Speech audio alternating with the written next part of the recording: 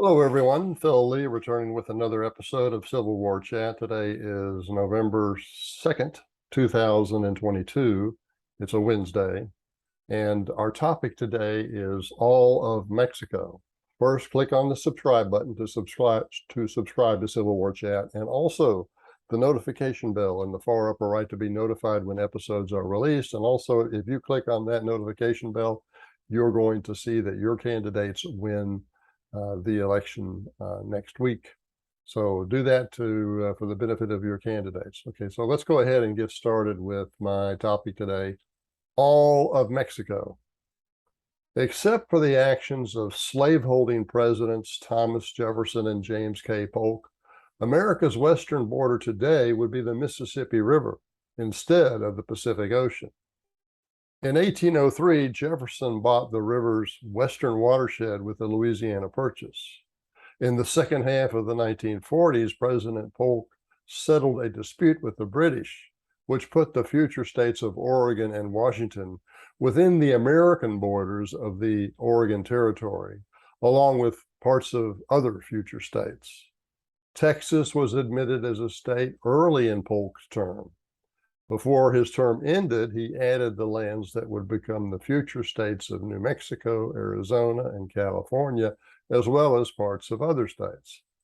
Thus, the social justice warriors that dominate the politics of Washington, Oregon, California, and to a lesser extent, New Mexico, can thank two slaveholding presidents for giving them a home in the good old United States of America. Now, a close study of history of the Mexican War reveals there is more to consider. Specifically, when treaty negotiations hit an impasse, a movement took root to acquire all of Mexico. By the end of August 1847, it was obvious that the American armies had decisively won the war. Polk's peace negotiator, Nicholas Trist, began settlement talks in September with the Mexicans. Under Polk's direction, Trist asked for the territories that were eventually agreed upon. But initially, the Mexican negotiators declined. Polk considered those negotiators to be unreasonable. On October 8th, 1847, he sent a letter to Trist instructing him to return to Washington City. That, reasoned Polk, would show the Mexicans they needed to negotiate in good faith. Trist received the letter on the 16th of November. Instead of returning, however, he continued negotiations. On February 2nd, 1848, he signed the Treaty of Guadalupe Hidalgo and sent it to Washington, where it was ratified by the Senate on the 10th of March. The treaty basically gave Polk everything he wanted, and really at half the price that he had told Trist he was willing to pay.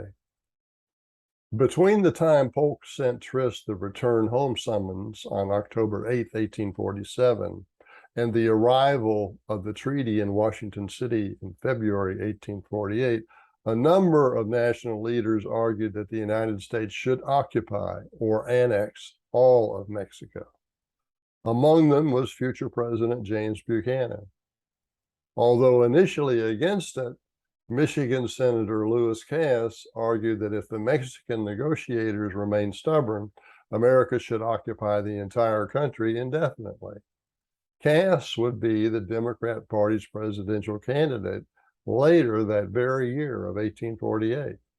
So during this October 47 to February 48 interval, Cass's argument gained traction with politicians north and south. Only after Polk put his weight behind the Guadalupe Hidalgo Treaty did the so-called, quote, all Mexico, close quote, movement die out. If the all Mexico initiative had gained momentum, it might have resulted in the addition of many slave states to the Union. That, I dare say, would have provoked New England to secede, despite the region's pious accusations against Southerners for treason when the latter seceded in 1861. Although Mexico had outlawed slavery, if she had been annexed as part of the United States, the slave or free status of the states would be determined by the Missouri Compromise of 1820.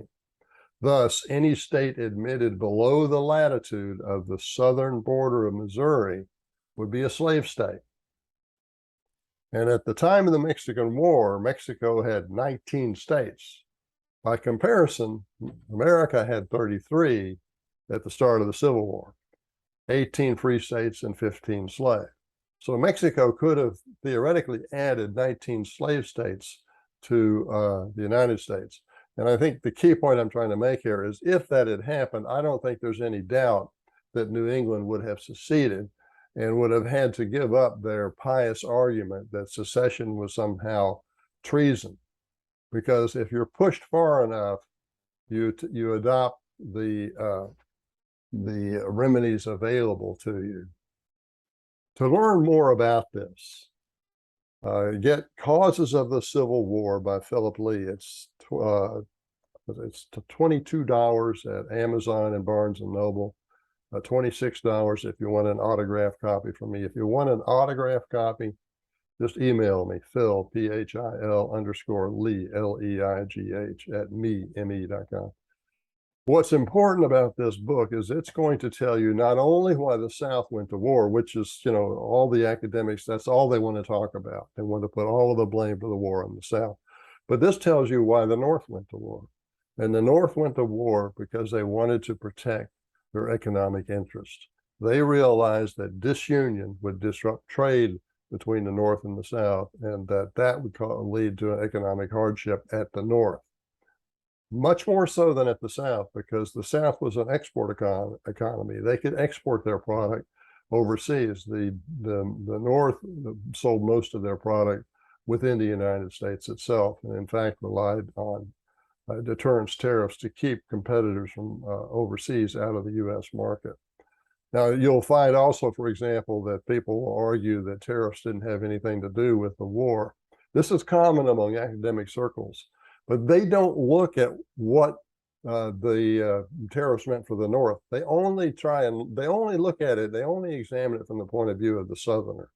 But if you look at tariffs from the point of view of the Northerner, it's obvious, it's totally obvious that high tariffs were one of their objectives. Here, take this simple fact.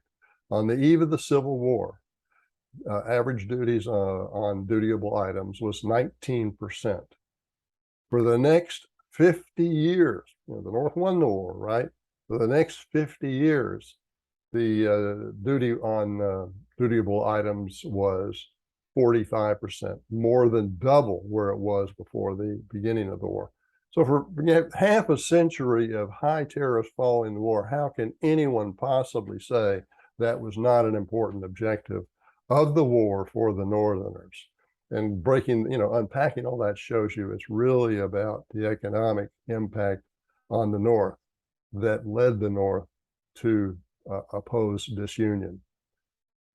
And if Mexico had become part of the United States and all these slave states had come in, New England, in my opinion, undoubtedly would have seceded and would have dropped all their arguments that secession was somehow treason. Okay, that's our show for today, and thanks for watching.